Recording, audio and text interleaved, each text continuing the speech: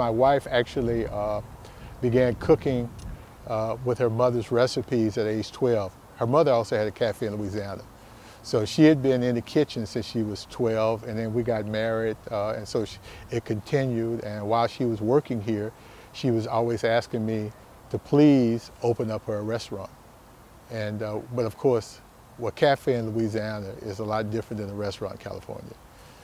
She's actually the star of the show, and so she's the one who has the cooking, in her spirit. And I'm just more of a grandfather who has a commitment to leave an inheritance and a heritage to his children's children. We celebrated Mardi Gras, we celebrated life, we celebrated family, traditional folk, and we would have like a traditional off-the-hook spread at Mother's Day. We have the Southern style cooking in New Orleans, and not just New Orleans, but most of the South in itself. And we invited people to come in to have an experience of being at home. In other words, you were being almost like family. So when people came into Magnolia's, we were expecting them to come in and with an expectation of good service, a lot of Southern hospitality, and a focus of family, food, and fun. We're actually a three-generation family operation. My wife and I and my son, and he has 4 children, and 2 of them have worked in the restaurant. And then the youngest, my 5-year-old, actually thought she owned the place. She just was in charge of everything, and she just loved it. And that's what's really heartbreaking is she actually complains now because she doesn't get to go to her restaurant. So I'm looking to her. She was in tears yesterday because she kept asking her mother, when do we get to go to the restaurant? And at 5 years old, it hasn't really sunk in yet that it's a place never to be anymore.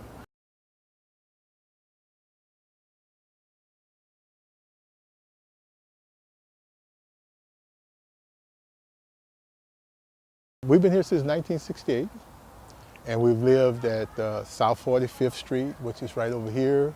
We lived at Naranja Street, was like right on the other side of the plaza, and we lived on 69th Street. So we've lived right in this area here. The challenge was how to change the overall profit structure in the community. There was we've all noticed, all the research, that there's about $60 million worth of dollars, revenue leaving this community, going to other parts of San Diego.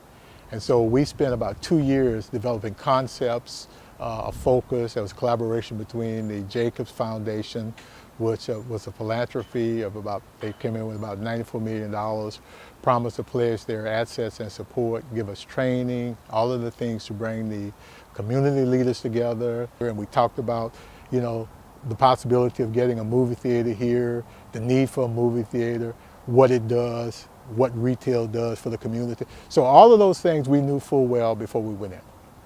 So we had talked about all of the things we were going to need to do to redevelop the community so that $60 million would have things to do in the community. Because see, right now I have very good friends of mine who love my food. I bring it to them out of the area. But when they come here, it's a challenge because they got to leave an area where they could get everything they want done just to come hang out with me and eat.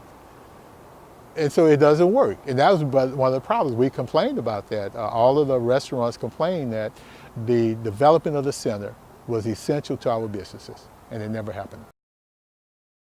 Well, I talked to Reverend Andre Henderson, who's a business owner, and I told him, I said, I didn't think that the thing would work. And he said that I should express my concerns to Joe Jacobs, who was the head of the foundation. And I spoke to him personally, and he told us, he gave us the reassurance that we were not going to end up worse off than we were, and that we were the ones really making the investments. He said that they were just putting in the money. We were the one who was going to put in the stuff that was going to make the difference. And so after hearing him say that, I actually went home, convinced my family. My wife was reluctant, my son was reluctant, but we told them several times, without you here participating, to being not only the money guy, but actually the one who was creating the business concerns to the community, that your role was essential in order for the success of Magnolia's, and they assured us that they were going to do it. People want to go where they could get good service, where they could get goods and service, where they could feel a part of what they call normal. And if you have an area where crime is in abundance, or there's a whole bunch of things that's perception. But I need to tell you right now, this is a great area. We've been here for almost 6 years. We love it. We live in the area, and we hired from within the area. We tried to develop and help as many people as we could.